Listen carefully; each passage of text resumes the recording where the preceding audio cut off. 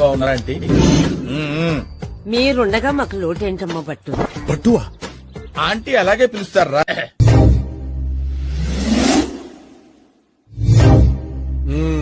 గురుగారు ఈ సామాను గట్రా మనం స్పాన్సర్ చేసినవేరా?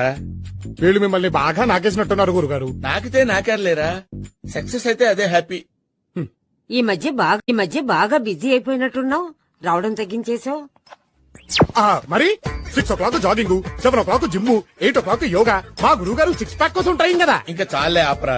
ఊరుకోండి గురుగారు, అసలు మీరు ఇప్పటిదాకా బ్యాచిలర్ గా ఉన్నారంటే నాకే నమ్మకం కుదరట్లేదు. మనసుకు నచ్చిన అమ్మాయి దొరకాలి కదరా. ఏమంటారంటీ? అవునమ్మా, పాపం నీకు వయసు కూడా అయిపోతుంది. భలే వారండి మీరు. మా గురువు గారికి వయసు అయిపోవటమా? చిచ్చి, మొన్నటికి మొన్న ఓ పెళ్లి జరిపిస్తుంటే ఆ పెళ్లి కూతురే మా గురువు గారితో లేచిపోవడానికి రెడీ అయిపోయింది. చెప్పరేమిటి గురుగారు?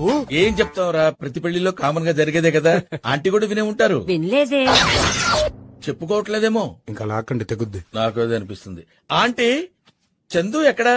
ఇప్పుడే తులసి పూజ చేసి మడి విప్పడానికి వెళ్ళింది. చందు, ఒరే చారి, చందు గురించి చెప్పడం